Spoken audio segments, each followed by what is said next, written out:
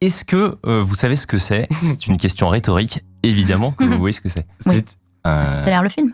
Interstellar, c'est une boîte de DVD. Exactement. Moi, ce qui m'intéresse là, c'est la boîte de DVD. Bon, donc il y a, on n'en utilise plus trop aujourd'hui, mais sachez qu'à une époque, c'est ce qui a permis de retrouver la trace du plus gros baron de la drogue du dark web.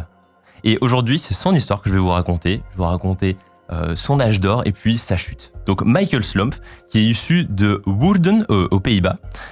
Et donc, il commence un peu comme beaucoup de développeurs. À 17 ans, il crée des sites web pour des connaissances. Et puis, à 21 ans, il se retrouve dans un job assez stable, un job normal de dev dans une boîte de sa ville. À côté de ça, il est consommateur régulier de MDMA. Donc MDMA qui est un puissant stupéfiant qui est une drogue qu'il ne faut pas prendre. Et puis un soir, il regarde la télé et il tombe sur un programme néerlandais qui existe toujours, qui s'appelle Spuiten en Slikken. Et donc c'est un programme qui parle de sujets un peu controversés sur la drogue, le sexe, etc.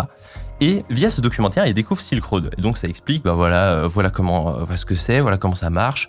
En fait, ça marche en achetant avec des bitcoins. Et les bitcoins, voilà comment vous pouvez en acheter pour la première fois.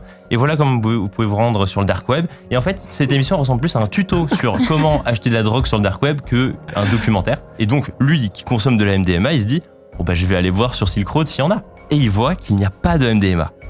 Et donc, comme tout bon jeune entrepreneur, il se dit qu'il y a un business. Il se dit, il y a un trou dans le marché. Il y a un truc à monter là. Il y a un marché à combler. Et donc, il dit, alors cette phrase est véridique, je la trouve fantastique. Il dit, je ne fume pas, je ne bois pas, mais la MDMA est la chose la plus merveilleuse qui soit. Alors s'il n'y en a pas, j'en vendrai. Voilà, donc le Steve Jobs, passionné avant. Steve Jobs de la drogue finalement. Et donc, il se met à acheter de la MDMA à des dealers à Amsterdam. Et c'est simplement comme ça qu'il lance en fait le tout début de son business. Il se crée un compte sur Silk Road qu'il appelle Super Trips. Et maintenant, il achète des énormes lots de boîtes de DVD. Et dedans, il met des pilules d'ecstasy mises sous vide, donc pas de DVD, très peu de films. Il les referme dans une enveloppe. Et c'est simplement expédié comme ça par la poste. Donc c'est aussi simple que ça. C'est génial. Et donc, il lance ça, mais mine de rien, déjà un mois après avoir commencé, il s'est déjà fait 20 000 €. Et au même moment, donc un mois après qu'il ait commencé, à 6 000 km de là, il y a les douanes américaines de l'aéroport Chicago O'Hare qui découvrent dans une boîte de DVD de la MDMA. Et sur cette boîte de DVD, ils trouvent des empreintes digitales. Oh, l'échec. Alors, je retourne de l'autre côté de l'Atlantique, et donc Michael, qui s'est fait ses premiers 20 000 € et qui se dit, c'est terminé, mon boulot de dev, et il se lance à plein temps dans son nouveau business. Il devient très vite très connu, il se fait très vite beaucoup d'argent, et il vend de tout, il a diversifié son offre, donc il vend MDMA, ecstasy, cocaïne, benzodiazépine, je ne sais pas ce que c'est, de l'amphétamine, du LSD, de la marijuana, il vend plein de trucs. Il engage même 2 personnes pour faire sa propre marque de pilules d'ecstasy avec des couleurs rouges, blanches, vertes, roses, chacune avec un petit point d'interrogation. Il y a un vrai marketing derrière. Tout livré dans des pochettes de DVD. Le tout livré à chaque fois dans la petite pochette de lecteur Blu-ray. La signature. C'est ça qui lui a donné son surnom de Pablo Escobar du dark web. Parce que c'est lui qui vendait, certes il vendait plein de trucs différents, mais en fait c'est surtout les volumes qu'il vendait qui faisaient qu'il était aussi réputé. Et d'ailleurs il s'en vantait un peu, il disait, j'ai des énormes stocks de produits, vous ne pouvez littéralement pas les vider. D'ailleurs, en fait, il est resté dans son quartier, mais ses voisins ont vu que du jour au lendemain, il a changé de train de vie. Ils ont vu que très vite, il s'est mis à faire beaucoup de voyages, porter des vêtements très chers, des montres. Il avait des voitures, des trucs, les Mercedes, les Audi les plus chers à 22 ans. Et il conduisait comme un fou dans le quartier. Du coup, il y a des voisins qui se plaignaient. J'ai retrouvé des plaintes de voisins d'époque. Et en fait, au sous-sol, il y avait 20 tonnes d'ecstasy. Aux gens qui lui demandaient comment il se retrouvait avec autant d'argent, il lui disait j'ai ma société de software qui se porte très très bien. Et donc... les gens ne comprenaient pas grand-chose, mais sa société de software existait vraiment. Elle était vraiment immatriculée chez son grand-père. Donc ça restait dans le coin. Et d'ailleurs, son grand-père n'y comprenait rien non plus.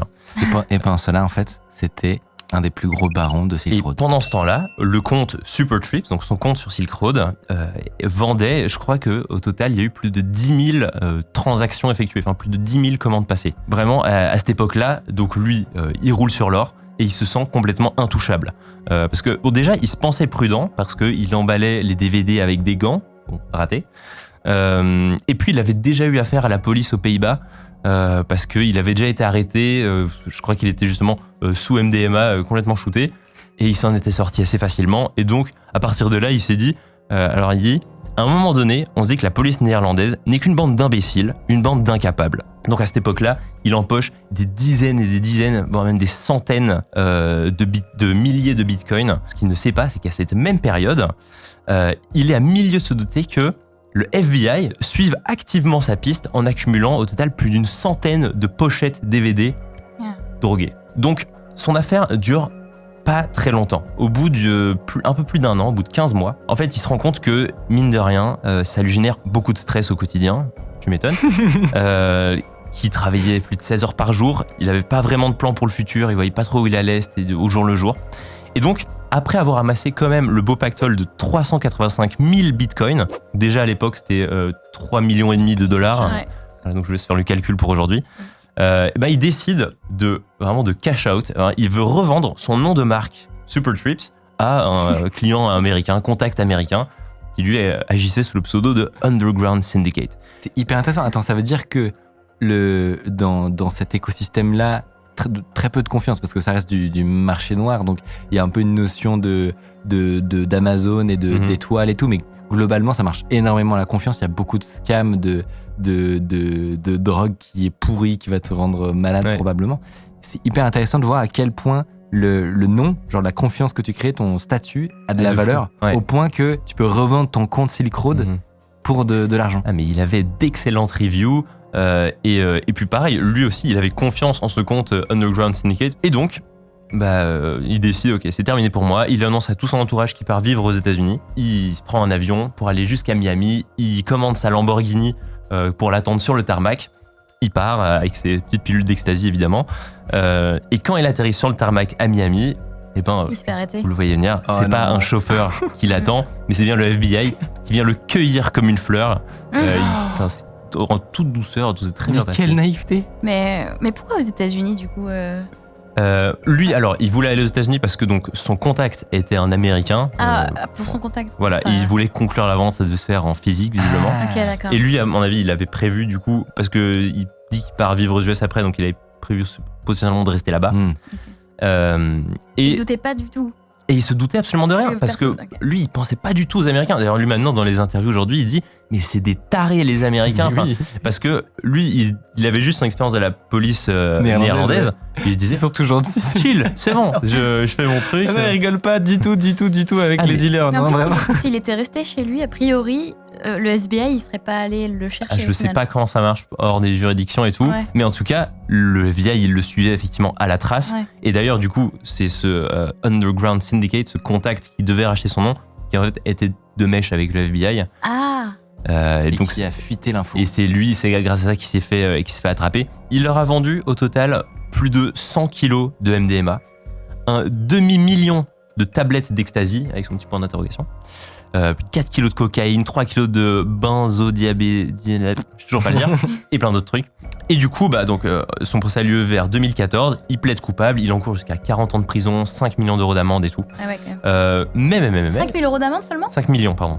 J'ai dit 5 000, 5 millions. 5 millions. Il accepte du coup déjà de donner ses bitcoins, ses 385 000 bitcoins, et il accepte aussi, contre une restitution de peine, de témoigner contre le créateur de Silk Road lors de son procès, parce que lui, il se fera attraper quelques mois plus tard. Silk Road ferme quelques mois après que lui se fasse choper. On est dans ces eaux-là, 2013-2014. Et du coup, ils ont dealé avec lui pour qu'il entraîne le créateur dans sa chute. Et donc, il s'est passé de 40 ans de prison à 10 ans de prison. Et au final, il a même pas témoigné d'ailleurs pendant le procès, mais voilà, c'était l'accord qu'il a eu.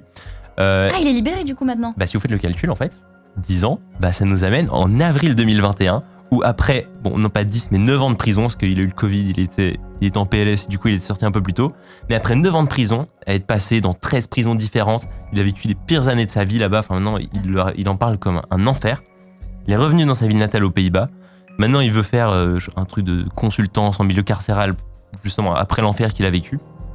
Et même maintenant, il continue à dire « Je ne vois toujours pas de ce qu'il y a de si mal à vendre quelques pilules en ligne. » Il n'a pas appris la leçon. Donc il dit « Maintenant, je ne le ferai plus, non pas parce que c'est illégal, mais il dit « Je ne le ferai plus parce que mon nom est trop associé à ça et c'est cramé. » Il dit plutôt « Bah c'est grillé, c'est mais non, c'est mais lucide, ouais. son point, c'est ce qu'il dit, c'est les gens vont se droguer de toute façon. Mais sur Silk Road, ils savent qu'ils obtiennent de la qualité. La qualité. Il a dit, je faisais tester toute cette merde. Alors, c'est vraiment ça qu'il a dit. Et aujourd'hui, d'ailleurs, il cherche même à vendre son histoire. Il dit, si je suis célèbre et que je peux en tirer de l'argent. Il peut faire un Netflix, je pense. Là, en plus, il est vraiment en discussion avec des studios pour vendre son histoire. Donc, la preuve, on en parle. Si vous aimez les histoires sur le dark web, on avait fait une chronique récemment sur un policier qui chopait des bitcoins pendant ses enquêtes pour les blanchir, au nez et à la barbe de tout le monde. Histoire assez incroyable dans cette vidéo.